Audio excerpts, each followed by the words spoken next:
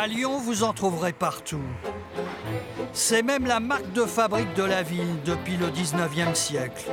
Le bouchon. Lyon, capitale de la gastronomie, collectionne les chefs étoilés.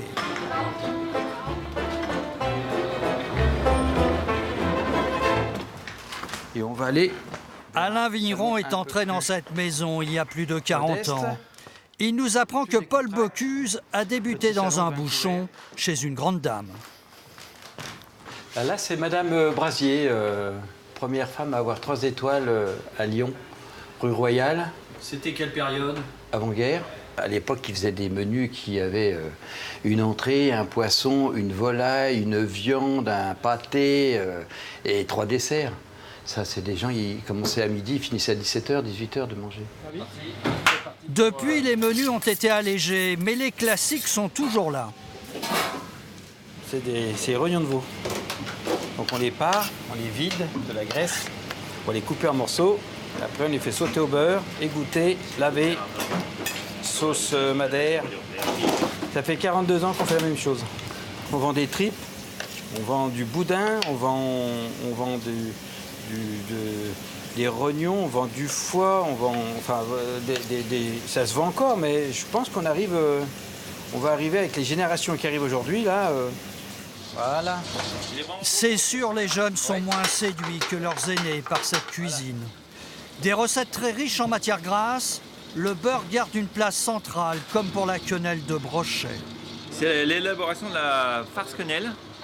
Alors on met un petit peu de panade, c'est lait, farine et beurre. Après on ajoute 2 kg de brochet et 2 kg de beurre. Andouillette sauce moutarde, tripes à la mode d'Abel, poulet aux morilles, gratin d'écrevisses.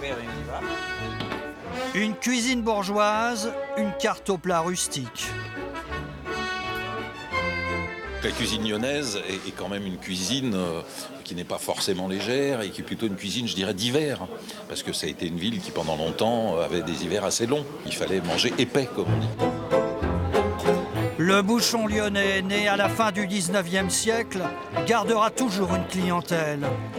Mais la cuisine ne cesse d'évoluer. Le bio s'est installé dans nos assiettes. À Paris, comme dans toute la France, les magasins se multiplient. Florence Burga est directeur de recherche, spécialiste de l'alimentation. Il est possible de se passer de viande et de produits laitiers, mais cette révolution doit se faire en douceur. On joue à l'ancien monde. C'est une façon de dire, ne vous inquiétez pas, tout est resté à sa place.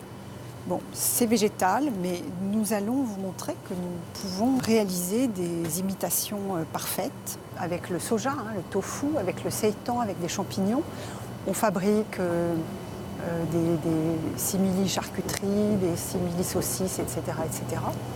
Et puis aujourd'hui, avec la noix de cajou, des affineurs parviennent à faire des fromages qui sont tout à fait, incroyablement ressemblants, notamment des camemberts et d'autres choses. Et pour ceux qui voudraient ne pas renoncer à la viande, la réalité a rattrapé la fiction. Dans ce laboratoire de Maastricht, en Hollande, Mark Post a réussi une expérience incroyable. Reproduire du muscle de bœuf à partir de cellules souches. Cela permettrait de manger du vrai steak sans abattre un animal, alors qu'aujourd'hui, 60 milliards d'animaux sont tués chaque année. Very good. Yeah. On peut penser qu'il y aura une cohabitation entre cette viande qui remplacera la viande de boucherie, qui se sera peut-être raréfiée de toute façon. Et puis, l'habitude sera prise aussi pour certains de déguster les simili carnés végétaux.